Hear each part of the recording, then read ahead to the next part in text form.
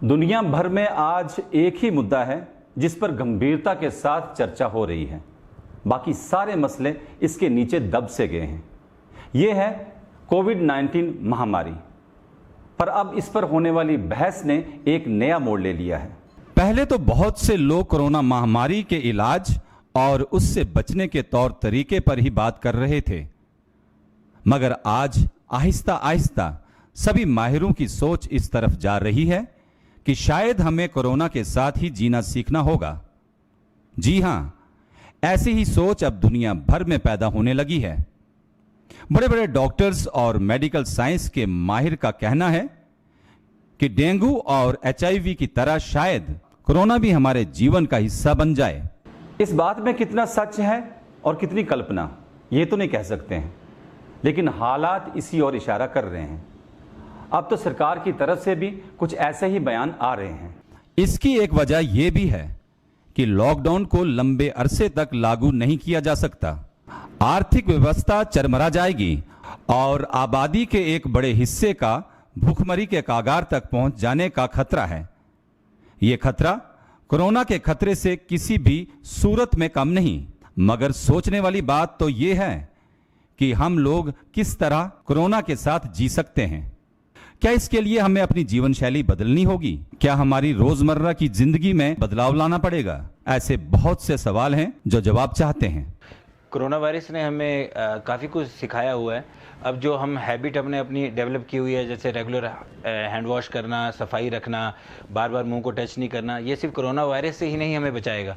ये फ्यूचर में भी और भी वायरसेस हैं, बैक्टीरियाज हैं जो हमें, जैसे कि इवन की कॉमन कोल्ड है, अगर आप उससे भी आपको बचना है, उससे लिए आपको सोशल डिस्टेंसिंग रखोगे या बार बार मुंह पे हाथ नहीं लगाओगे, वो भी आप उससे बच सकते हो।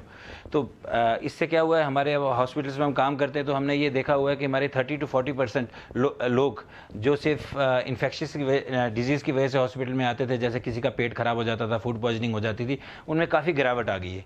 तो इस गिरावट का भी कारण ये है कि हम लोग सफाई की तरफ, कोरोना वायरस की वजह से जो हमने सफाई का ये मुहिम जो डेवलप की हुई है हमने, इसको हमने फ्यूचर में भी अपना कंटिन्यू करना पड़ेगा। हम बात करते हैं कि जैसे कि हमारे हेल्थ इंफ्रास्ट्रक्चर है, जो हमारा बजट है, हेल्थ बजट है वो 3 पॉइंट समथिंग है, तो उसमें भी हमारी बढ़ोतरी होनी चाहिए ताकि हमारे अच्छे हॉस्पिटल, इन्फेक्शियस डिजीज़ के हॉस्पिटल्स बनने चाहिए, यहाँ की हम सिर्फ इन्फेक्शियस डिजीज़ के ही पेशेंट देखें। और जो हम ये भी बताना चाहते हैं कि जो अनवांटेड जो आपका ट्रैवल है, इवन कि अनवांटेड कहीं घूमने जाते हो, अनवांटेड हॉस्पिटल में घुसते हो, अनवांटेड काम के लिए आगे पीछे क्राउडेड एरियाज़ में जाते हो, वो सब आपको फ्यूचर में अवॉइड करने चाहिए ताकि हम इन्फेक्शियस डिजीज़ से प्रभावित ना हो पाएँ। इम्यूनिटी बूस्ट करने के लिए हमें अपने घर में जो मोस्टली बहुत सारी चीज़ें पाई जाती हैं, जैसे हल्दी हो गई, सिट्रस फ्रूट्स हो गए, विटामिन C जिससे हमें मिलता है, और most of the fruits and vegetables खाना, इससे हमारी इम्यूनिटी स्ट्रॉन्ग होगी और इससे हमें बैक्टीरिया और वायरसेस के इन्फेक्शन से बचाव होगा। शायद ऐसा किसी न किसी कारण सदियों से होता आ रहा है, लेकिन सच तो ये है कि जो आज की हमारी जीवन शैली है ये सदियों पहले नहीं थी, और जो आज है वो सदियों बाद नहीं रहेगी। कोरोना की वजह से अपने जीने का ढंग बदलना पड़ा, तो क्या लोग उसे आसानी से अपना सकेंगे? और किस तरह का होगा वो जीवन?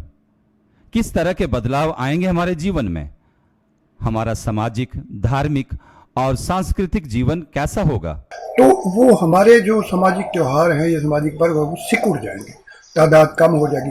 खुशी और जश्न का माहौल, जज्बा तो वैसा हम रख सकते हैं। जितने भी मजहबी जगह पर है वहाँ सुबह से लेकर शाम तक लोगों की भीड़ लगी रहती थी। इसी तरह कुछ हमारे धार्मिक समारोह होते हैं, किसी की जयंती है, कोई पर्व है, तब भी बड़े जोश से मनाया जाता था, और कोई त्यौहार धार्मिक आ जाते थे तो वो भी बड़े जोश से मनाए जाते थे। अब नहीं, अब सोशल डिस्टेंसिंग एक ज़रूरी बात बन जाएगी। लोगों की तादाद कम करना वो एक सबके लिए भलाई की बात होगी, और मास्क जो है वो भी ज़रूरी बन जाएगा। सच तो ये है कि मनुष्य जाति का अस्तित्व बनाए रखने के लिए ये इंसान हर तरह के बदलाव को कबूल कर लेता है, पर सबसे बड़ा सवाल ये है कि कितनी जल्दी और कितनी आसानी से।